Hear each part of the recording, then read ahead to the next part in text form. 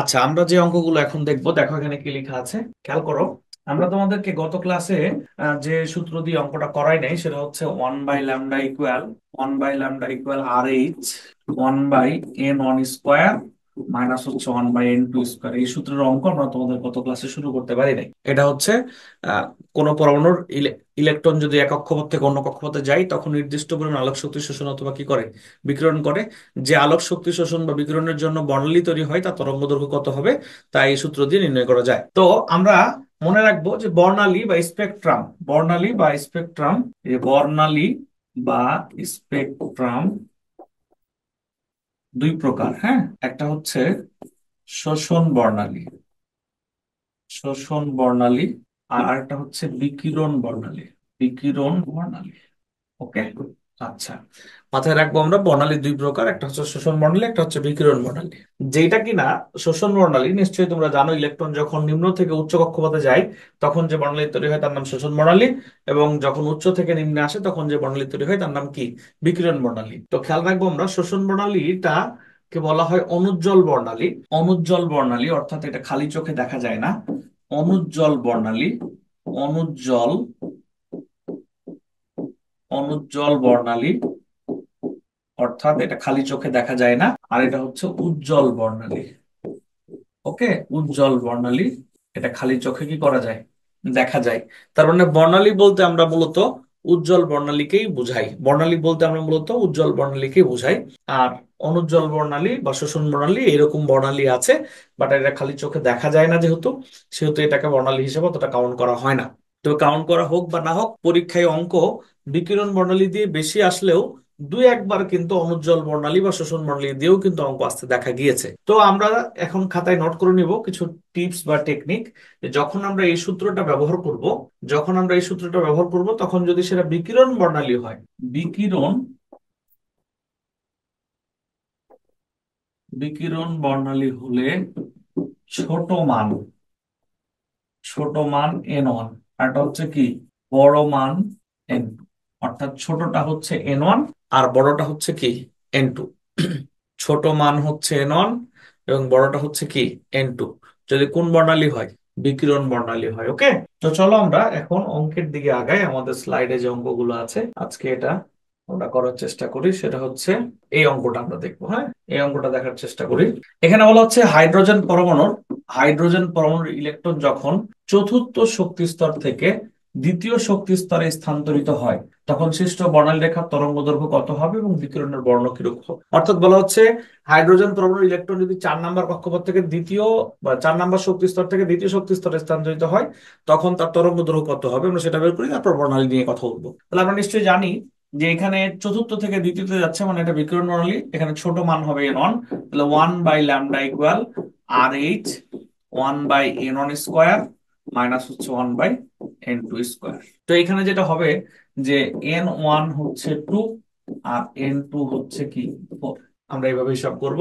তাহলে one by lambda equal R H, এখানে 1/2 square minus হচ্ছে 1/4 স্কোয়ার, এরকম কিছু হবে।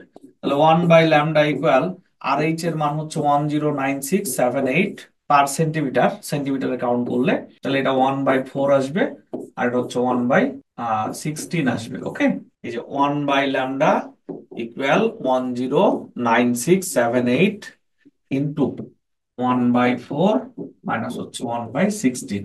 আচ্ছা, ক্যালকুলেটরে লিখলে একটা মান পাবা। নিশ্চয়ই ক্যালকুলেটরে লিখলে যে মানটা পাবা, প্রথমে পাবা হচ্ছে ওয়ান বাই ল্যামডার মান। প্রথমে ওয়ান বাই ল্যামডার একটা মান পাবা, ঠিক আছে। যে ওয়ান বাই ল্যামডার যে মানটা পাবা, এই মানটাকে তুমি যদি এবার ল্যামডা নিয়ে নাও, তাহলে ওয়ান বাই ওই মানটা নিতে হবে। ওকে, তখন ওয়ান বাই ওই মানটা আমরা নিয়ে নিব, ঠিক আছে। যে একক পাবো সেটা হচ্ছে সেন্টিমিটারে, সেন্টিমিটারে পাবো। কত সেন্টিমিটার পেলাম দেখো দেখি। অর্থাৎ আমরা যদি ক্যালকুলেটরে হিসাব করে দেখি, তাহলে এটা কি হবে, প্রথমে ব্র্যাকেটেরটা হিসাব হবে 1/4 মাইনাস হচ্ছে 1/16, যে মানটা পেলাম, গুণ হচ্ছে 1096778। তো দাঁড়াবে উত্তর হচ্ছে, এই যে এটা দাঁড়াবে 20564625। এটাকে যদি আমরা 1/λ করে দিই, 20564625, তাহলে এখন কি দাঁড়াবে, 1/, অ্যান্সার দাঁড়াবে হচ্ছে এমন কিছু যে বা ল্যামডা ইকুয়াল 4.8627 ইন্টু 10⁻5 সেন্টিমিটার, এটা দাঁড়াবে, রাইট? এখন যেই মানটা আমরা পাচ্ছি, যেই মানটা আমরা এখানে পেলাম, এই মানটা পেলাম সেন্টিমিটারে। কিন্তু যদি আমাদের শুধু ল্যামডা বের করতে বলতো ঠিক ছিল, কিন্তু বলছে বিকিরণের বর্ণ কিরূপ হবে। তোমরা নিশ্চয়ই বিকিরণের বর্ণ শিখেছো কিভাবে, ন্যানোমিটার দিয়ে, ওই যে বে নিয়ে আসো কলা, হ্যাঁ, ন্যানোমিটার দিয়ে শিখেছো, দেখবা লেকচার শিটের মধ্যে দেওয়া আছে, ওইটা কিন্তু ন্যানোমিটারে শিখেছি। তাহলে এই মানটাকে যদি আমরা এই যে 4.8627 ইন্টু 10⁻5 কে যদি আমরা 10⁻9 দিয়ে কি করি, 10⁻7 দিয়ে গুণ করতে হবে ন্যানোমিটার রূপ নেওয়ার জন্য। মিটার থেকে 10⁻9 আর সেন্টিমিটার থেকে 10⁻7, তাহলে এটা হবে 486.27 ন্যানোমিটার। আমরা নিশ্চয়ই জানি যে 486 এইটুকু হচ্ছে 450 থেকে 500 পর্যন্ত আসমানি বর্ণ বলা হয়। কোন বর্ণ বলা হয়? আসমানি। অর্থাৎ এই তরঙ্গ দৈর্ঘ্যটা আসমানি বর্ণের আলো দিবে বা আসমানি রঙের বর্ণ দিবে। বলো এই অঙ্কটা সবাই ক্লিয়ার কিনা, আমাকে একটু জানিয়ে দাও। ওকে, আমরা চলে যাই পরের অঙ্কে। এখানে আরো কিছু কথাবার্তা আছে, যে কথাগুলো আমরা এখন একটু লেকচার শিট থেকে দেখলেই মনে হয় ভালো হয়। আচ্ছা, দেখতে পাচ্ছ নিশ্চয়ই, এই যে আমরা এখন যে অঙ্কটি করলাম সেটি হচ্ছে আমাদের লেকচার শিটের 17 নাম্বার বা কনসেপ্ট বুকের 17 নম্বর অঙ্ক করলাম। এরপরে দেখো 18 নম্বর অঙ্ক নিশ্চয়ই তোমরা পারবা। 18 নম্বর অঙ্ক অলরেডি বুয়েট ভর্তি পরীক্ষা আসছে, এই যে বুয়েট ভর্তি পরীক্ষা 14-15 সেশন আসছে। হাইড্রোজেন পরমাণু ইলেকট্রন দ্বিতীয় শক্তি স্তর থেকে প্রথম শক্তি স্তরে লাফ দেওয়ার সময় বর্ণালী রেখার তরঙ্গ দৈর্ঘ্য কত হবে এবং সেটা অ্যাংস্ট্রং এ কত হবে। অর্থাৎ এন এর মান হচ্ছে, এন ওয়ান এর মান হচ্ছে 1, তাহলে এন টু এর মান কত? 2। এখানে রিডবার্গ ধ্রুবক আর এইচ এর মান দেয়া আছে। তুমি প্রথমে যে মানটা পাবা সেটা পাবা সেন্টিমিটারে, এবং সেন্টিমিটারকে তোমরা 10⁸ দিয়ে গুণ করে অ্যাংস্ট্রম করে নিতে পারবা। নিশ্চয়ই এই অঙ্কটা পারবা কিনা আমাকে একটু কমেন্ট করে জানাও। আমরা এবার বিজ্ঞানীরা কিছু বিকিরণ বর্ণালীর সিরিজ এর নাম আবিষ্কার করেছেন বা সিরিজ আবিষ্কার করেছেন, আমরা সেগুলো সম্পর্কে জানবো। যেমন দেখো এখানে লিখে দেওয়া আছে, কিছু সিরিজের কথা লিখে দেওয়া আছে এখানে। এই যে Lyman series, Lyman series, Balmer series, Paschen series, Brackett, Pfund, আর কোন কোন বই ফ্রান্সিস পাওয়া যায়, এটা আপাতত না পড়লেও চলবে। অর্থাৎ এই সিরিজগুলা কি একটু বোঝার চেষ্টা করো। তো প্রথমত আমরা যেটা দেখবো সেটা হচ্ছে যে আমরা এইভাবে চিন্তা করতে পারি। এই দেখো একটা পরমাণু, তার বিভিন্ন কক্ষপথ। তো যে কোনো কক্ষপথ থেকে 1 নং ইলেকট্রন যদি আসে, সেটা 2 নাম্বার থেকে আসতে পারে, এটা 1, এটা 2, এটা 3, এটা 4। যে কোনো কক্ষপথ থেকে যদি 1 নাম্বারে আসে, সেটা 2 নাম্বার থেকে আসতে পারে, 3 নাম্বার থেকে আসতে পারে, 4 নাম্বার থেকে আসতে পারে, আবার অসীম দূরত্ব থেকেও কিন্তু ইলেকট্রন আসতে পারে। যে কোনো জায়গা থেকে যদি 1 নং কক্ষপথে ইলেকট্রন আসে, তাহলে তাকে বলা হবে লাইম্যান সিরিজ। তাকে বলা হবে কি? Lyman series. দেখো লেখা আছে লাইম্যান সিরিজ, হ্যাঁ। যে কোনো কক্ষপথ থেকে 1 নাম্বার ইলেকট্রন আসলে তার নাম হচ্ছে লাইম্যান সিরিজ। তাহলে যে কোনো কক্ষপথ থেকে যদি 1 নাম্বারে, কক্ষপথগুলোকে কখনো কখনো উদ্দীপকের মাধ্যমে যখন দেখায় তখন এভাবেও কিন্তু দেখায়। এই যে এটা মনে করো N1, 2, 3, 4, হ্যাঁ, এরকম ভাবে দেখায়। তো দেখো খেয়াল করো, আমরা খেয়াল করি, মনে করো যে কোনো জায়গা থেকে যদি 1 নাম্বারে আসে, এটা 1, 2, 3, 4, আবার 2 নাম্বারে আসতে পারে, 2 নাম্বার থেকে 1 নাম্বারে আসতে পারে, 4 নাম্বার থেকে আসতে পারে, 3 নাম্বার থেকে আসতে পারে। যে কোনো জায়গা থেকে যদি ইলেকট্রন আসে 1 নাম্বারে আসলে ওই সিরিজের নাম হচ্ছে কি সিরিজ? Lyman series. তাহলে মাথায় রাখবো, অঙ্কে যদি কখনো লাইমেন কথাটা উল্লেখ থাকে, লাইমেন কথাটা উল্লেখ থাকে, তাহলে বুঝে নিব N1 এর মান 1। আচ্ছা, N1 এর মান 1 মানে 1 নং কক্ষপথে ইলেকট্রন আসবে। তবে 1 নং কক্ষপথে ইলেকট্রন আসতে পারে কোথা থেকে কোথায়? 1 নং কক্ষপথে ইলেকট্রন আসতে পারে 2 নাম্বার থেকে শুরু করে 2, 3, 4 এভাবে ইনফিনিটি পর্যন্ত। তাহলে যদি কখনো অঙ্কে লাইম্যান সিরিজ কথাটা উল্লেখ থাকে, তাহলে ধরে নিব N1 হচ্ছে 1 এবং N2 এর মান হচ্ছে 2 থেকে ইনফিনিটির মধ্যে যে কোনো একটা হইতে পারে, সেটা অঙ্কে বলা থাকবে। তো লাইম্যানের পরে কি? লাইম্যানের পরের সিরিজের নাম হচ্ছে বামার সিরিজ। এই যে বামার সিরিজ, তাহলে N2 এর মান হচ্ছে, N1 এর মান হচ্ছে 2, তাহলে N2 এর মান কত হবে? N2 এর মান হবে 3, 4, 5 থেকে একদম ইনফিনিটি পর্যন্ত। একইভাবে যদি বলে প্যাসচেন সিরিজ, তাহলে N1 এর মান কত হবে? N1 এর মান হবে 3, আর N2 এর মান হবে, N2 এর মান হবে কত বলতো? 4, 5 একদম ইনফিনিটি পর্যন্ত। ক্লিয়ার কিনা? এরপর যদি এটা ব্রাকেট হয়, ব্রাকেট সিরিজ হয়, ব্রাকেট সিরিজ হয়, তাহলে N1 হচ্ছে 4 আর N2 এর মান হবে 5, 5, 6, 7 থেকে একদম ইনফিনিটি পর্যন্ত। এবার লাস্টেরটা হচ্ছে ফুন্ড, লাস্টেরটা হচ্ছে ফুন্ড। এই ফুন্ড হচ্ছে N1 হচ্ছে 5 আর N2 এর মান হচ্ছে 6, 7, 8 থেকে ইনফিনিটি পর্যন্ত। বলো ক্লিয়ার কিনা? সবাই একটু জানাও যে লাইমেন, বামার, প্যাসচেন, ব্রাকেট, ফুন্ড এই পাঁচটা সিরিজে এন ওয়ান এর মান কেমন হবে আর এন টু এর সম্ভাব্য মান কেমন হবে সেটা তোমরা বুঝতে পেরেছো কিনা। এন টু এর সম্ভাব্য মান কেমন হবে এটা অঙ্কে ইঙ্গিত করে দিবে, কিন্তু এন ওয়ান এর মানটা ফিক্সড। জানো সবাই একটু জানাও ক্লিয়ার কিনা। এটা মনে রাখার জন্য আবার একটা ছন্দ আছে, এই যে দেখো, এই দেখো এখানে একটা ছন্দ দেয়া আছে, লাইলি বলল প্রেম বোকামির ফসল। অর্থাৎ লাইলিতে লাইমেন, লাইলিতে লাইমেন, বললোতে বামার, প্রেমে প্যাসচেন, আর ব্রাকেটে বোকামি, আর ফসলে ফুড। অর্থাৎ লাইমেন বললে এন এর মান ওয়ান, লাইমেনের পরে হচ্ছে বামার, তারপরে হচ্ছে প্যাসচেন, তারপর হচ্ছে ব্রাকেট, আর তারপর হচ্ছে কি ফুড। আমার মনে হয় ব্যাপারটি ক্লিয়ার হয়ে যাওয়ার কথা। চলো আমরা যদি ক্লিয়ার হয়ে যাই আমরা অঙ্ক করে নেবো। এখানে দেখো কোনটা কোন অঞ্চলে, কোন আলোক অঞ্চলে কোনটা থাকে সেটা কিন্তু এখানে ক্লিয়ার করে দেওয়া আছে। ওকে, এখন আমরা যেটা করব সেটা হচ্ছে এই টপিকটা দেখো। এই দেখো, হাইড্রোজেন পারমাণবিক বর্ণালীর ব্রাকেট সিরিজের তৃতীয় লাইন। তাহলে ব্রাকেট যদি বলে, সবাই একটু কমেন্ট করো তো, ব্রাকেট বললে এন অন এর মান কত? এন অন এর মান কত একটু ক্লিয়ার জানাও, সবাই জানাও কমেন্ট করে। ব্রাকেট বললে এন অন এর মান কত? আচ্ছা, ব্রাকেট বললে এন অন এর মান হচ্ছে ফোর। ওকে, আচ্ছা ধন্যবাদ। তাহলে ব্রাকেট সিরিজের কোন লাইন? তৃতীয় লাইন। তাহলে এখন আমরা যেটা করব সেটা হচ্ছে one by lambda equal R H. তাহলে one by one square minus হচ্ছে ওয়ান বাই কি, এন টু স্কোয়ার। দেখো এখানে লিখে দেওয়া আছে ব্র্যাকেট সিরিজের। তাহলে ব্র্যাকেটের জন্য তোমরা বলছো এন অন এর মান হচ্ছে ফোর, এন অন এর মান ফোর। এখানে কুয়েট ভর্তি পরীক্ষায় যে কোশ্চেনটা আসছিল, প্রশ্নকর্তা খুবই ভালো ছিলেন। এই দেখো এখানে কিন্তু এন টু এর মানটা কত এটা বলে দিয়েছেন। হ্যাঁ, এন টু এর মান ব্র্যাকেটে বলে দিয়েছেন, কিন্তু অনেক সময় এটা বলে দেন না। তাহলে আমাদের কি করতে হয়? তাহলে আমাদের যেটা করতে হয় সেটা হচ্ছে, তাহলে দেখো আমাদের যেটা করতে হবে যে যদি কখনো অঙ্কে লাইন সংখ্যা উল্লেখ থাকে, এই দেখো লাইন সংখ্যাটা উল্লেখ থাকে, যদি কখনো অঙ্কে এই যে লাইন সংখ্যা উল্লেখ থাকে তাহলে আমরা কি করব, খাতায় লিখে নাও টিপস, খাতায় লিখে নাও টিপস, যে অঙ্কে লাইন সংখ্যা, লাইন সংখ্যা উল্লেখ থাকলে, উল্লেখ থাকলে N two equal N on plus line সংখ্যা, এন অন প্লাস লাইন সংখ্যা। তাহলে অঙ্কে লাইন সংখ্যা উল্লেখ থাকলে এন টু ইকুয়াল কি হবে, এন অন প্লাস লাইন সংখ্যা। খাতায় লিখে নাও এই টিপসটা, যে অঙ্কে লাইন সংখ্যা উল্লেখ থাকলে N two equal N on plus line সংখ্যা। ওকে দেখো, তাহলে অঙ্কে লাইন সংখ্যা উল্লেখ থাকলে N two equal N on plus line সংখ্যা। তাহলে এই অঙ্কের ক্ষেত্রে দেখো, এই অঙ্কের ক্ষেত্রে দেখো এন টু এর মান যেটা, এন অন এর যে মান সেটা হচ্ছে ফোর। আর অঙ্কে বলছে ব্র্যাকেট সিরিজের তৃতীয় লাইন মানে থ্রি। অর্থাৎ ব্র্যাকেট সিরিজ যেখান থেকে শুরু ওইখান থেকে 3 নাম্বার। তাহলে ব্র্যাকেট মানে নিজেই চার, আর 4 থেকে 3 নাম্বার মানে কত নাম্বার? দেখো 7 নাম্বার। এন টু এর মান সেভেন। বলে ব্যাপারটা কি ক্লিয়ার কিনা, যে অঙ্কে লাইন সংখ্যা উল্লেখ থাকলে আমরা কি করব, অঙ্কে লাইন সংখ্যা উল্লেখ থাকলে আমরা কি করবো, এটা ক্লিয়ার কিনা। দেখো এবার আমরা যদি পরের অঙ্কের দিকে চলে যাই, পরের অঙ্কের দিকে চলে যাই, এই যে দেখো 20 নাম্বারে, হাইড্রোজেনের পারমাণবিক বর্ণালী লাইমেন সিরিজের রেখা সৃষ্টিকারী চতুর্থ শক্তি স্তর থেকে আগত ইলেকট্রনের বিকিরিত রশ্মি তরঙ্গ দৈর্ঘ্য কত হবে। তাহলে আমাকে কি একটু বলতে পারো এখানে এন ওয়ান এবং এন টু এর মান কত হবে? 20 নাম্বার অঙ্কে সবাই কমেন্ট করে বলো দেখি, এই এন ওয়ান এর মান কত হবে আর এন টু এর মান কত হবে? আচ্ছা, এন অন হচ্ছে ওয়ান হবে লাইমেনের জন্য, আর যেহেতু বলছে চতুর্থ শক্তি স্তর থেকে ইলেকট্রন আসবে তাহলে এন টু এর মান কি হবে, ফোর হবে। নিশ্চয়ই বুঝতে পারছো এই অঙ্কটা।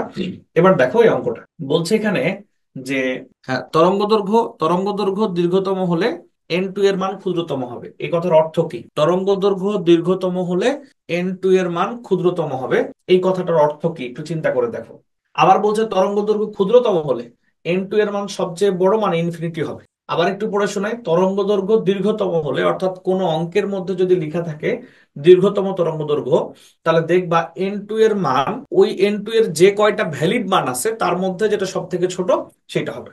আবার যদি বলে তরঙ্গ দৈর্ঘ্য ক্ষুদ্রতম হলে এন টু এর মান সবচেয়ে বড় হবে, মানে সবচেয়ে বড় মান সবসময় কি হয়, ইনফিনিটি হয়। চলো আমরা এরকম দু একটা অঙ্ক তোমাদেরকে দেখাতে পারি। যেমন যেমন দেখো এখানে এই অঙ্কটা, এই অঙ্কটা 28 নম্বর অঙ্কটা বলছে অবলোহিত অঞ্চলে সৃষ্ট হাইড্রোজেন পরমাণুর রেখা বর্ণালীর হ্রস্বতম তরঙ্গ দৈর্ঘ্য। হ্রস্বতম মানে নিশ্চয়ই বুঝতে পারছো এটা হচ্ছে ক্ষুদ্রতম। হ্রস্বতম মানে কি, ক্ষুদ্রতম। তাহলে কি বললাম, অবলোহিত অঞ্চলে সৃষ্ট হাইড্রোজেন পরমাণুর রেখা বর্ণালীর হ্রস্বতম তরঙ্গ দৈর্ঘ্য ন্যানোমিটারে কত হবে।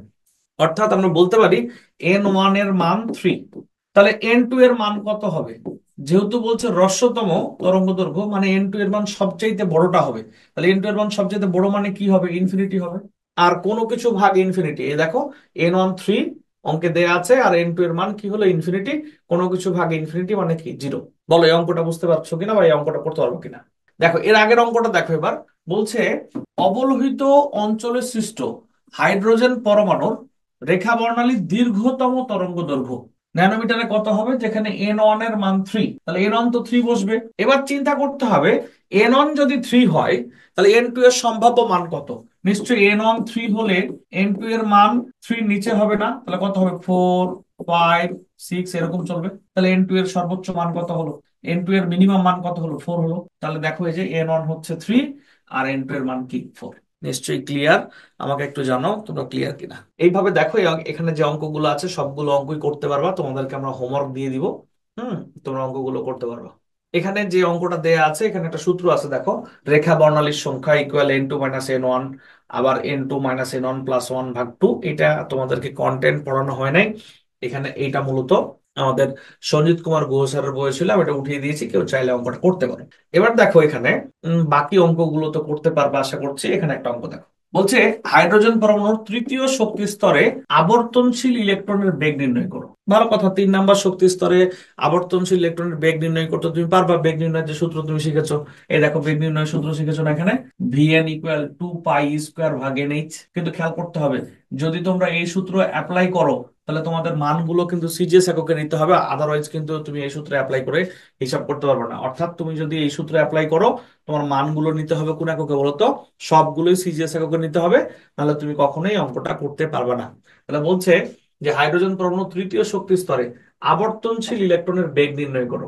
অর্থাৎ 3 নাম্বার শক্তি স্তরে যে ইলেকট্রনটা ঘুরছে তার বেগ আমরা নির্ণয় করব। বলছে নিউক্লিয়াসকে ঘিরে এই ইলেকট্রনটি প্রতি সেকেন্ডে কতবার আবর্তন করে। নিউক্লিয়াসকে ঘিরে এই ইলেকট্রনটি প্রতি সেকেন্ডে কতবার আবর্তন করে। হ্যাঁ, তো আমরা মাথায় রাখবো, এই যে দেখো এখানে একটা সূত্র লেখা আছে, লিখো, খাতায় লিখে নিতে পারো। প্রতি সেকেন্ডে আবর্তন সংখ্যা, ইলেকট্রনের প্রতি সেকেন্ডে আবর্তন সংখ্যা, প্রতি সেকেন্ডে কতবার ইলেকট্রন ঘুরবে, এটা নির্ণয় করার জন্য আমাদের সূত্র হচ্ছে বেগ ভাগ পরিধি। তাহলে উপরে তুমি ভি এর সূত্র দিয়ে বেগ বের করলা, আর তোমরা বলো তো বৃত্তাকার কক্ষপথের পরিধি কেমন হবে। এই দেখো 2 পাই আর, বৃত্তাকার কক্ষপথের পরিধি কেমন হবে 2 পাই আর। তাহলে টু পাই তো জানো আগের থেকে মান, আর ব্যাসার্ধ 3 নাম্বার কক্ষপথের যেহেতু ইলেকট্রন নিয়ে কাজ করছে এখানে 3 নাম্বার কক্ষের ব্যাসার্ধ বসায় দিবা। নিশ্চয়ই ক্লিয়ার। তাহলে যদি বলে কখনো প্রতি সেকেন্ডে আবর্তন সংখ্যা, তখন আমরা বেগ ভাগ পরিধি লিখবো। ওকে, আমরা এবার একটা অঙ্ক করব, যে অঙ্কটা অনেক ইম্পর্টেন্ট এবং বুয়েটে আসছে। অঙ্কটা 2019-20 সেশনে এই অঙ্কটা বুয়েটে আসছে। চলো এটা নিয়ে কথা বলি। বলা হচ্ছে বোর মডেল অনুযায়ী ইলেকট্রনের শক্তি দেখো E equal minus R H by n square, minus R H by n square. Okay, আচ্ছা সমীকরণ হতে হিসাব করে দেখা যায় আর এইচ ইকুয়াল কি 2.18 × 10⁻18 জুল। এটা হচ্ছে 2.18 × 10⁻18 জুল। এটা হচ্ছে আর এইচ এর মান। কিন্তু একটা বিষয় কি খেয়াল করে দেখেছো, এই আর এইচ দেখে সবাই কিন্তু বিভ্রান্ত হবে, এবং টিচাররা বুয়েটের প্রশ্নকর্তা কিন্তু ঠিকই চেক করে নেবে যে তুমি আসলে কতটুকু বুঝে পড়াশোনা করো। আর এইচ মানে সবাই মনে করবে রিডবার্গ ধ্রুবক, কিন্তু খেয়াল করে দেখো এটা কিন্তু রিডবার্গ ধ্রুবকের মান না। রিডবার্গ ধ্রুবকের মান তো 109678 পার সেন্টিমিটার হয়, এখানে দেখো দেয়া আছে জুল। তার মানে আসলে এই সমীকরণটা কোনটা জানো, এই সমীকরণটা ওই যে আমরা পড়লাম না, En ইকুয়াল মাইনাস E1 ভাগ এন স্কোয়ার হাইড্রোজেনের জন্য। কারণ আসলে তো ছিল এরকম ছিল, এই যে -2.17 × 10⁻18, এই যে জেড স্কোয়ার ভাগ এন স্কোয়ার। তাহলে জেড জেড এর মান 1 হয়ে যায় কখন, জেড এর মান 1 হয়ে যায় যখন এটা হাইড্রোজেন হয়, তখন 1 হয়ে যায়। আর এইটুকুকে আমরা ধরে নিয়েছিলাম E1, তাহলে En ইকুয়াল কি ছিল -E1 ভাগ এন স্কোয়ার হাইড্রোজেনের জন্য। কিন্তু তারা এখানে E1 না ব্যবহার করে ব্যবহার করেছে কি আর এইচ কেন ব্যবহার করলো তারা, যাতে তুমি বুঝতে পারো, মানে একটু কনফিউজড হও আর কি। কারণ আর এইচ মানে তো আমরা কিছুক্ষণ আগে রিডবার্গ ধ্রুবক পড়লাম, রাইট। তাহলে খেয়াল করব আমরা, বলছে এখানে এন হলো প্রধান কোয়ান্টাম সংখ্যা, যদি ইলেকট্রন n = 3 শক্তি স্তর থেকে নিম্ন শক্তি স্তরের স্থানান্তরের ফলে বামার সিরিজের একটি লাইন বর্ণালী দেয় তাহলে, অর্থাৎ অনেক কিছু বলছে এখানে। প্রথমে এই সূত্রটা দিয়ে দিছে, দিয়ে তোমাকে বিভ্রান্ত করার চেষ্টা করেছে তুমি যাতে আর এইচ মানে রিডবার্গ ধ্রুবক মনে করো, কিন্তু আসলে এটা রিডবার্গ ধ্রুবক না। এন হলো প্রধান কোয়ান্টাম সংখ্যা, তার পরিচয় দিয়ে দিছে, এন হলো প্রধান কোয়ান্টাম সংখ্যা মানে শক্তি স্তর সংখ্যা। বলছে যদি n = 3 হয়, মানে 3 নাম্বার শক্তি স্তর হয়, তাহলে নিম্ন স্তর নিম্ন স্তরে স্থানান্তরের ফলে ফোটন বামার সিরিজ উৎপন্ন হয়, মানে 3 নাম্বার থেকে নিচে নামার ফলে বামার সিরিজ তৈরি হয়। তাহলে তোমরা কি একটু আমাকে বলতে পারো বামার মানে এনন এর মান কত? বলছে একটি লাইন বর্ণালী তৈরি করে। তাহলে বামার থেকে একটি লাইন মানে বামার তো নিজেই 2, ওখান থেকে একটি মানে কত 3। আবার এখানে তো বলে দিছে 3, একই কথা, মানে এক কথা দুইবার বলছে। এই যেখানে তো বলছে 3, একবার বলেছে 3। আবার তারা বলছে বামার সিরিজের একটি লাইন, একটি লাইন মানে বামার থেকে 1 নাম্বার। ওকে, আচ্ছা, চলো আমরা এবার এখানে কি লেখা আছে বলছে বিকিরিত ফোটনের শক্তির সমীকরণ লিখো। অঙ্ক বলে নাই, সমীকরণ লিখতে হবে। তাহলে আমরা কি করব? আমরা জানি ডেল ই মানে E2 - E1। এই যে ডেল ই মানে E2 - E1। তো প্রথমে আমরা E2 বের করবো। E2 মানে -RH/3 স্কয়ার। E1 মানে -RH/2 স্কয়ার। তাহলে এবার E2 - E1, তাহলে E3 স্কয়ার মানে কি 9, মাইনাস হচ্ছে সূত্রের, আবার এখানে সামনের মাইনাস দিয়ে RH/কি 4, হিসাব করে আসলো RH × 1/4 মাইনাস হচ্ছে 1/9। এটা আমরা হিসাব কিতাব করে লসাগু করে যেটা পেলাম সেটা হচ্ছে ডেল ই ইকুয়াল 5/36 RH। বলো এইটুকু ক্লিয়ার কিনা? এবার তারা বলছে 2 নাম্বার পয়েন্ট, অঙ্কের 2 নাম্বার পার্টে উক্ত সমীকরণের সাহায্যে উৎপন্ন ফোটনের তরঙ্গ দৈর্ঘ্য ন্যানোমিটারে নির্ণয় করো। তো আমরা তো জানি যে del E equal h nu, আর এইচ নিউ মানে হচ্ছে HC/λ।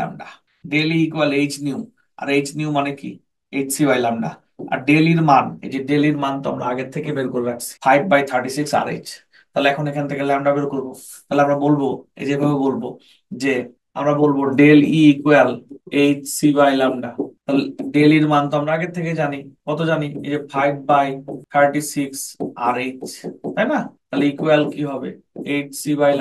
তাহলে বা ল্যামডা ইকুয়াল কি হবে HC থেকে যাবে, আর এটা নিচে গিয়ে ভাগ হবে যে 5 গুণ RH, আর এটা 36 গুণ হয়ে যাবে। কিন্তু হিসাব করে যে উত্তর পাওয়া যায় আর কি, যে উত্তর পাওয়া যায় সেটাই। নিশ্চয়ই এটাও ক্লিয়ার হয়ে যাওয়ার কথা। তাহলে এই অঙ্কগুলো তোমরা করতে পারবা কিনা আমাকে একটু জানাও। তোমাদের অঙ্ক থাকবে হচ্ছে এই যে 39 পর্যন্ত লেকচার বুক থেকে, হ্যাঁ, 39 পর্যন্ত যতগুলো অঙ্ক আছে সবগুলোই করতে পারবো 39 পর্যন্ত। ওকে, হ্যাঁ, যদি অঙ্কে প্রবলেম থাকে বলবা। তবে তোমাদের কাছে আমি একটা কোশ্চেন করি, আমরা এতক্ষণ যে বর্ণালী তরঙ্গ দৈর্ঘ্য নির্ণয় করলাম, আমরা যে এতক্ষণ বর্ণালী তরঙ্গ দৈর্ঘ্য নির্ণয় করলাম তার জন্য আমরা যে সূত্র ব্যবহার করলাম সেটা হচ্ছে 1/λ equal RH, 1/n1 square minus হচ্ছে 1/n2 স্কয়ার। আমরা এটা অ্যাপ্লাই করলাম, রাইট? কিন্তু এটা যদি হাইড্রোজেন না হয়ে হিলিয়াম প্লাস হতো, হিলিয়াম প্লাসের বর্ণালীও কিন্তু বোর মডেল ব্যাখ্যা করতে পারে। তখন আমরা সূত্রটা কিভাবে লিখতাম? তখন লিখতাম 1/λ equal RH × Z square. RH × Z square, এখানে হচ্ছে 1/n1 স্কয়ার মাইনাস হচ্ছে 1/কি n2 স্কয়ার। নিশ্চয়ই ক্লিয়ার? তাহলে যে Z স্কয়ার মান বসাতে হবে। আমাকে জানাও ক্লিয়ার কিনা। এই তো বুঝে গেছো Z স্কয়ার। তাহলে যদি হাইড্রোজেন ব্যতীত অন্য কোনো পরমাণুর বর্ণালী ব্যাখ্যা করতে পারে যার ইলেকট্রন থাকবে একটা, সবার তো আর বর্ণালী বোর মডেল দিয়ে ব্যাখ্যা করা যাবে না, সেটা হতে হবে হাইড্রোজেন, এবং তার জন্য কি হতে হবে বলতো? তার জন্য একটা ইলেকট্রন থাকতে হবে। যদি এমন কেউ কোনো আয়নের বর্ণালী আমরা ব্যাখ্যা করতে চাই তাহলে আমরা RH এর সাথে Z স্কয়ার গুণ করে দিব। সবাই নিশ্চয়ই এই ব্যাপারটি ক্লিয়ার হয়ে গেছো? যদি ক্লিয়ার হও আমরা একটু অন্য টপিকের দিকে যাব। আচ্ছা, আমরা অন্য টপিকের দিকে যাই। আমরা নিশ্চয়ই ছোট ক্লাস থেকেই জানি আইসোটোপের কথা, রাইট? খাতায় নোট করো, হ্যাঁ। আইসোটোপের কথা জানি আমরা। এই তো দেখো, আইসো শব্দের অর্থ হচ্ছে সমান, সমান বা একই। নিশ্চয়ই এটা জানো, আইসো শব্দের অর্থ কি সমান বা একই। তাহলে আইসোটোপ মানে প্রোটন সংখ্যা সমান, প্রোটন সংখ্যা সমান, প্রোটন সংখ্যা সমান। আচ্ছা, প্রোটন সংখ্যা কাদের সমান হয়? নিশ্চয়ই আমরা এটা জানি, প্রোটন সংখ্যা কাদের সমান হয়? যারা একই মৌলের পরমাণু। প্রোটন সংখ্যা সমান, প্রোটন সংখ্যা সমান যারা, তারা সবাই কিন্তু একই মৌলের পরমাণু, একই মৌলের পরমাণু। অর্থাৎ আমরা জানি যে প্রোটন সংখ্যা সমান হলে মৌল সমান হয়। যেমন তুমি এখন বলতে পারো কার্বনের আইসোটোপ 12, কার্বন এই যে 12, হ্যাঁ, এই যে কার্বন 13। তো এখন খেয়াল করো, তাদের প্রোটন সংখ্যা সমান না? প্রোটন সংখ্যা সমান হলে তো মৌলটা কার্বন কার্বনই আছে, অন্য মৌল তার চেঞ্জ হয়নি, রাইট? এবার আমরা চলে যাই, নিশ্চয়ই তোমরা এই আইসোটোপ সম্পর্কে 9-10 থেকে জানো। এবার তাহলে দ্রুত বলো তো আইসোটোন মানে কি? আইসোটোন মানে নিউট্রন সংখ্যা সমান। আইসোট্রন মানে নিউট্রন সংখ্যা সমান। চমৎকার। একটা উদাহরণ তোমাদেরকে আমরা দিতে পারি যেটার মাধ্যমে তোমরা এটা ক্লিয়ার হবে। যে ফসফরাস এটা হচ্ছে 15, এটা 31, এটা সালফার এটা হচ্ছে 16, এটা 32। তাহলে এখন আমরা এখানে দেখতে পাচ্ছি নিউট্রন সংখ্যা 16, এখানেও দেখতে পাচ্ছি নিউট্রন সংখ্যা 16। তাহলে যেহেতু দুইটারই নিউট্রন সংখ্যা সমান, তাই আমরা বলতে পারি এদেরকে পরস্পরের কি, আইসোটোন। নিশ্চয়ই ক্লিয়ার। এরপর সবাই আমাকে কমেন্ট করতে থাকো। আমি বলি কি দেখো, এবার যদি আমি বলি আইসো বার, তাহলে কি হবে দ্রুত কমেন্ট করো দেখি। আইসো বার মানে কি হবে? আইসো বার মানে হচ্ছে ভর সংখ্যা সমান। আইসো বার মানে হচ্ছে ভর সংখ্যা সমান। নিশ্চয়ই বুঝতে পারছো। দেখো ভর সংখ্যা সমান। একটা বিষয় খেয়াল করো, আইসোটোপ যেমন একই মৌলের পরমাণু ছিল, আইসোটোন বা আইসোবার তাদের যেহেতু প্রোটন সংখ্যা ভিন্ন, তাই কিন্তু মৌলটা এক নয়। তবে একটা কথা মাথায় রাখতে হবে, এই আইসোটোন বলো আর আইসোবার বলো, কি বললাম, আইসোটোন বলো আর আইসোবার বলো, এদের অবশ্যই মৌল ভিন্ন হলেও দেখো খুবই কাছাকাছি মৌল।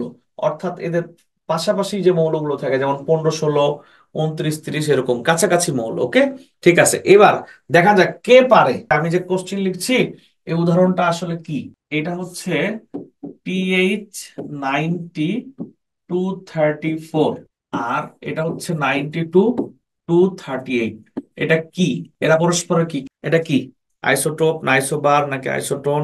দেখো, একদম লিখছো 236 হবে। কেন 236 হবে? আচ্ছা, এটা আইসোটোপও না, এটা আইসোবারও না, এটা আইসোটোনও না। সবাই দেখে যে এদের প্রোটন সংখ্যা সমান কিনা, ভর সংখ্যা সমান কিনা। যদি দেখে প্রোটন সংখ্যা আর ভর সংখ্যা সমান হয় নাই, তখন মনে করে না এটা আইসোটোন হবে। কিন্তু এই উদাহরণটা আইসোটোপেরও না, আইসোটোনেরও না, আইসোবারেরও না। তাহলে এটা কি? এটা কি খেয়াল করো, ভালো করে খেয়াল করো। এটা কি ভালো করে খেয়াল করো। এখানে প্রোটন সংখ্যা 90, নিউট্রন সংখ্যা হচ্ছে 234, থেকে 90 বাদ দিলে 144। এখানে প্রোটন সংখ্যা 92, নিউট্রন সংখ্যা হচ্ছে 146। তাহলে দেখো নিউট্রন সংখ্যাও মিলে নাই, কিন্তু কিছু একটা তো মিলবে, তাই না? না মিললে কি হইলো? দেখো তাহলে কি মিলবে একটু খেয়াল করো, কি মিলবে খেয়াল করো। এদের নিউট্রন থেকে প্রোটন বাদ দিতে হবে, নিউট্রন থেকে প্রোটন বাদ দিতে হবে। নিউট্রন থেকে প্রোটন বাদ দিলে কি হয় দেখো, 144 মাইনাস 90 ইকুয়াল হচ্ছে 54। আবার এখানে নিউট্রন থেকে প্রোটন বাদ দিব আমরা, তাহলে কি হবে, 146 মাইনাস হচ্ছে 92, এটাও হচ্ছে 54। তাহলে এদের নিউট্রন এবং প্রোটনের পার্থক্য সমান, এদের নিউট্রন ও প্রোটনের পার্থক্য সমান। যাদের যেসব পরমাণুর নিউট্রন ও প্রোটনের পার্থক্য সমান তাদেরকে বলা হয় আইসো ডায়াফার। আইসো ডায়াফার। তাহলে যাদের নিউট্রন ও প্রোটন সমান তাদেরকে বলা হয় আইসো ডায়াফার। বলো ক্লিয়ার কিনা, আমাকে একটু জানো। ওকে, ক্লিয়ার। হ্যাঁ, এবার আমরা পড়বো হচ্ছে এমন একটা টপিক যার নাম হচ্ছে আইসো ইলেকট্রন। তাহলে কে বলতে পারো আইসো ইলেকট্রন মানে কি? ইলেকট্রন সংখ্যা সমান। আইসো ইলেকট্রন মানে ইলেকট্রন সংখ্যা সমান। যেমন দেখে নিতে পারো তোমরা, সোডিয়াম প্লাস আর হচ্ছে নিওন, এখানে প্রোটন সংখ্যা 11 কিন্তু ইলেকট্রন সংখ্যা 10, এখানে প্রোটন সংখ্যাও 10, ইলেকট্রন সংখ্যাও 10। তাহলে এদের পরস্পরের কি ইলেকট্রন সংখ্যা সমান, তাই এদেরকে আমরা বলতে পারি কি, আইসো ইলেকট্রন। এদেরকে আমরা বলতে পারি আইসো ইলেকট্রন। এবার আমরা চলে যাই নতুন আরেকটা টপিক। এই টপিকটাও গুরুত্বপূর্ণ, এগুলো কিন্তু সহজ সহজ বাট অনেক গুরুত্বপূর্ণ। আইসো স্টার, আইসো স্টার। ওকে, আচ্ছা উদাহরণ হিসেবে আমরা দেখব N2O এবং কার্বন ডাইঅক্সাইড। আইসো স্টার হতে হলে, আইসো স্টার হতে হলে কাউকে দুইটা শর্ত মানতে হবে। আইসো স্টার হতে হলে তাকে দুইটা শর্ত মানতে হবে। এক নম্বর শর্ত হচ্ছে অণুতে, অণুতে পরমাণুর সংখ্যা, পরমাণুর সংখ্যা সমান, অণুতে পরমাণুর সংখ্যা সমান হতে হবে। দ্বিতীয় শর্ত হচ্ছে অণুতে ইলেকট্রন সংখ্যা সমান হতে হবে, অণুতে ইলেকট্রন সংখ্যা সমান হতে হবে। তাহলে চিন্তা করো, এই দুইটা অণুতে পরমাণুর সংখ্যা সমান, অর্থাৎ এখানেও তিনটা পরমাণু, এখানেও তিনটা পরমাণু। আবার দেখো ইলেকট্রন সংখ্যা যদি চিন্তা করো, এখানে 7 দুগুণা কত, 14, 14 আর 8 কত, 22। নাইট্রোজেনে ইলেকট্রন থাকে 7টা, তাহলে দুইটা নাইট্রোজেনে 14টা, আর অক্সিজেন হচ্ছে কত, 8। তাহলে কত হলো, 22টা ইলেকট্রন আছে এখানে, ইলেকট্রন আছে 22টা। ঠিক আছে, ইলেকট্রন আছে 22টা এখানে। আর এইখানে ইলেকট্রন, কার্বন হচ্ছে 6টা, আর অক্সিজেন 8 দুগুণা 16, তাহলে 16 আর 6 কত, 22টা। নিশ্চয়ই ক্লিয়ার। তাহলে দেখো এদেরকে ইলেকট্রন সংখ্যা সমান, অণুতে পরমাণুর সংখ্যা সমান। তাহলে এদেরকে পরস্পরের কি বলা হয়, আইসো স্টার বলা হয়। মাথায় রাখতে হবে সকল আইসো স্টার, আইসো ইলেকট্রন কি বললাম বলতো? সকল আইসোস্টার আইসো ইলেকট্রন। বলো এটা ক্লিয়ার কিনা, সবাই ক্লিয়ার কিনা একটু জানাও আমাকে কষ্ট করে। ওকে, দেখা যাক আমরা এবার পরবর্তী একটা গুরুত্বপূর্ণ আলোচনায় যাই, যেটা কিনা আমাদের বোর্ড পরীক্ষার জন্য কোনো প্রয়োজন নাই, কিন্তু ভর্তি পরীক্ষার জন্য আমাদের খুব বেশি প্রয়োজন আছে। এমন একটা কিছু আমরা এখন এখানে দেখবো। সেটা হচ্ছে, এই দেখো, আমরা এতক্ষণ এই এই পড়াগুলো পড়লাম, হ্যাঁ। এই দেখো এখানে যেগুলো ছিল, আইসোটোপ ছিল, আইসোবার ছিল, আইসোটোন ছিল, আইসো ডায়াফার ছিল, আইসো ইলেকট্রন, আইসো স্টার। এবার আমরা পড়বো তেজস্ক্রিয়তা। কি পড়বো? তেজস্ক্রিয়তা। এটা নিয়ে খুব বেশি পড়া বইয়ে নাই, বাট তারপর আমাদের ভর্তি পরীক্ষা, বিশেষ করে ঢাকা বিশ্ববিদ্যালয়ের ভর্তি পরীক্ষার জন্য পড়তে হবে। তো তেজস্ক্রিয়তা নিয়ে যদি এখন আমরা আলোচনা করি তাহলে কি হবে? প্রথম কোশ্চিন, কোন একটা পরমাণুর তেজস্ক্রিয়তার কারণ কি? কোন পরমাণুর পরমাণুর তেজস্ক্রিয়তা ক্রিয়তার কারণ কি?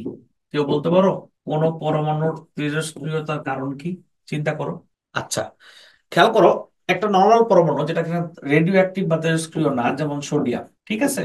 আবার আরেকটা পরমাণু যেমন ইউরেনিয়াম, এটা হচ্ছে 92, আর এটা হচ্ছে 238। এখন আমরা খেয়াল করি, দেখো এই প্রোটনের পরিমাণ হচ্ছে 11টা, নিউট্রনের পরিমাণ হচ্ছে 12টা। মানে প্রোটন আর নিউট্রন প্রায় সমান, প্রায় সমান বলা চলে, অলমোস্ট সমান। কিন্তু এখানে দেখো, এখানে প্রোটন আছে 92টা, কিন্তু নিউট্রন আছে 146টা। তাহলে এখানে প্রোটন অপেক্ষা নিউট্রন কি অনেক বেশি? এখানে প্রোটন নিউট্রন প্রায় সমান, আর এখানে প্রোটন নিউট্রন কি, প্রোটন অপেক্ষা নিউট্রন কি অনেক বেশি। তাহলে দেখো, একটা পরমাণুর নিউক্লিয়াসে দুই ধরনের কণিকাই থাকে, প্রোটন আর কি, নিউট্রন।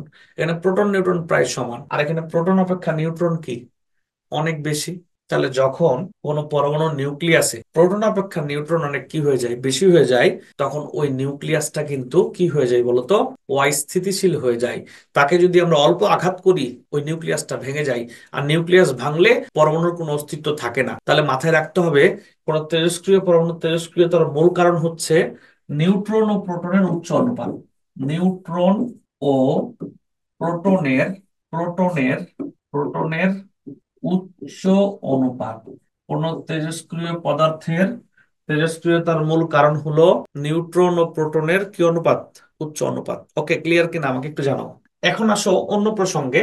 আমরা নিশ্চয়ই জানি যে যাদের পারমাণবিক সংখ্যা 82 এর ওপরে, যাদের পারমাণবিক সংখ্যা 82 এর ওপরে, তারা হচ্ছে তেজস্ক্রিয় মৌল। তাহলে 1 থেকে 82 পর্যন্ত নন রেডিও অ্যাক্টিভ, মানে তেজস্ক্রিয় না, তেজস্ক্রিয় না এমন মৌল হচ্ছে 1 থেকে 82 পর্যন্ত। কিন্তু মাথায় রাখতে হবে, 1 থেকে 82-র মধ্যে দুইটা মৌল আছে, টেকনেসিয়াম 43 আর PM61। এরা রেডিও অ্যাক্টিভ এবং এদেরকে কৃত্রিম ভাবে তৈরি করা হয়। তাহলে টেকনেসিয়াম এবং কি পিএম, টিসি এবং PM 43 এবং 61, এই দুইটা মৌল হচ্ছে 1 থেকে 82-র মধ্যে। 43 এবং 61 এই দুইটা মৌল বাদে বাকি 1 থেকে 82-র মধ্যে 80টা মৌলই হচ্ছে নন রেডিও অ্যাক্টিভ। নন রেডিও অ্যাক্টিভ।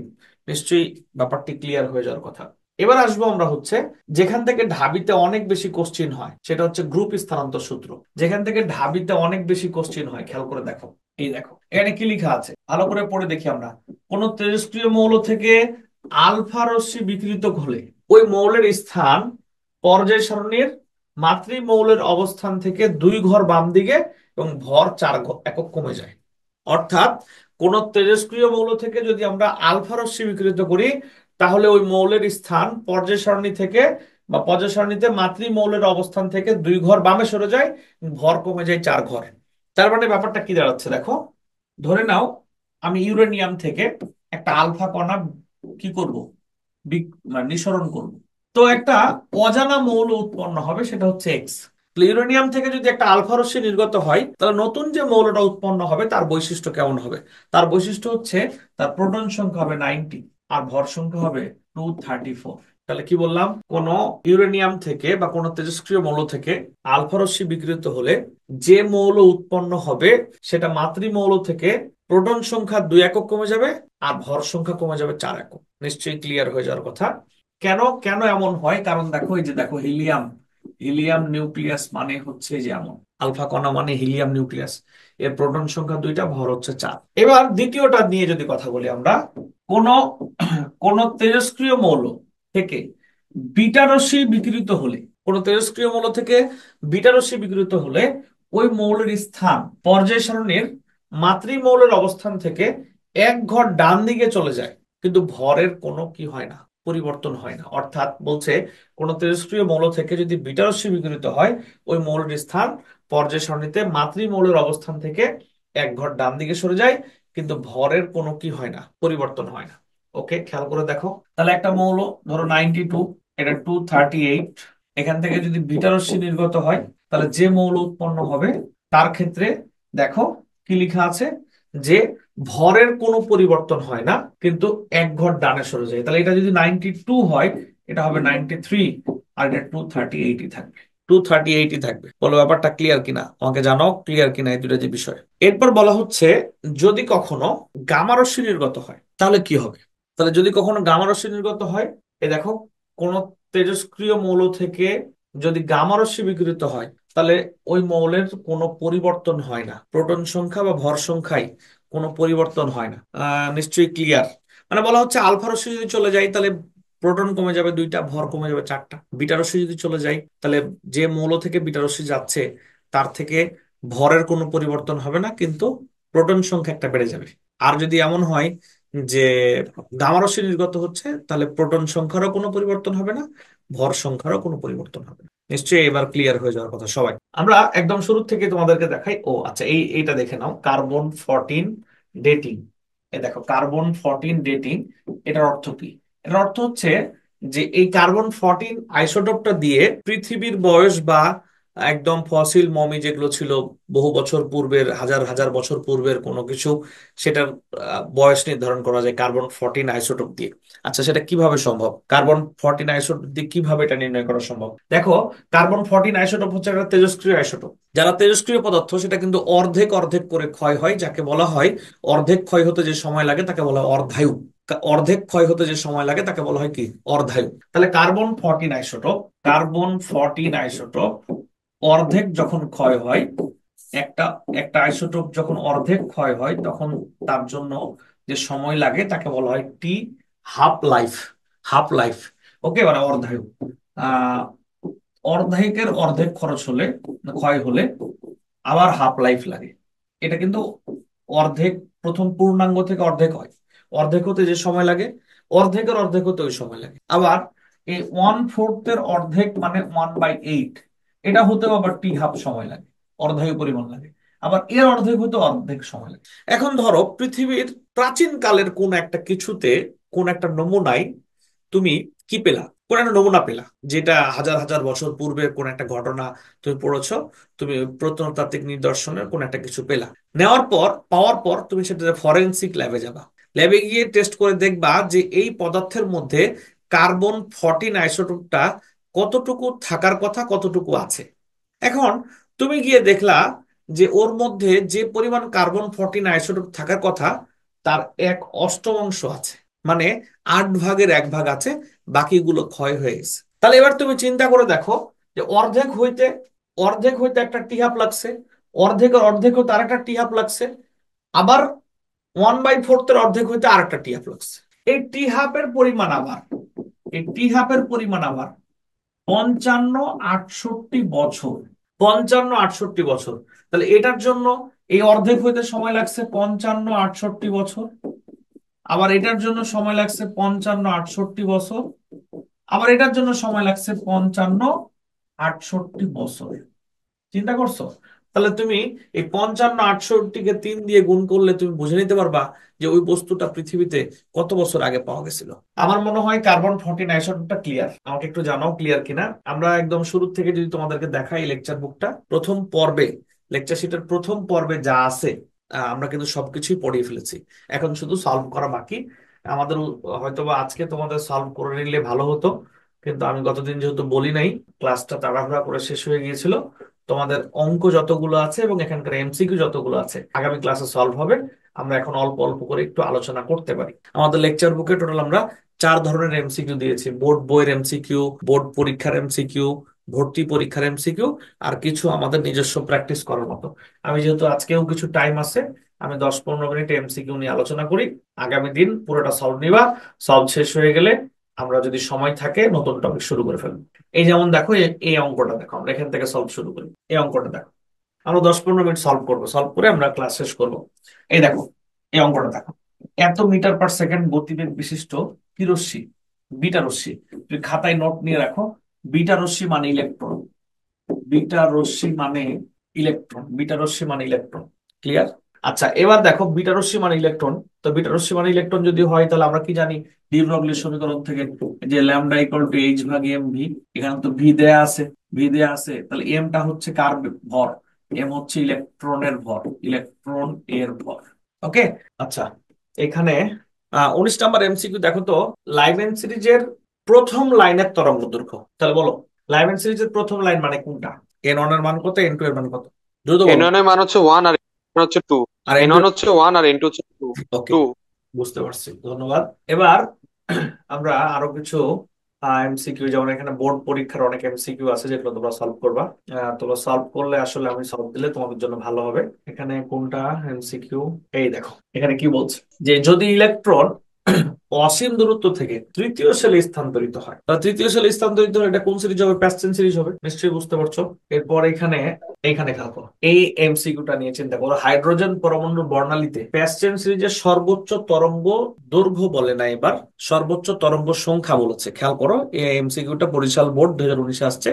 বলছে বর্ণালীতে প্যাসচেন সিরিজের জন্য সর্বোচ্চ তরঙ্গ সংখ্যা। কিছুক্ষণ আগে যেটা আমরা বলছিলাম যে সর্বোচ্চ তরঙ্গ দৈর্ঘ্য বললে এন টু এর মান ছোট হবে, আর সর্বনিম্ন বললে এন টু এর মান বড় হবে, কিন্তু তরঙ্গ সংখ্যা মানে কিন্তু 1/λ। তাহলে যদি এখানে তরঙ্গ সংখ্যা বলে, তাহলে সর্বোচ্চ বললে সর্বোচ্চ হবে, সর্বনিম্ন বললে কি হবে? সর্বনিম্নই কিন্তু হবে।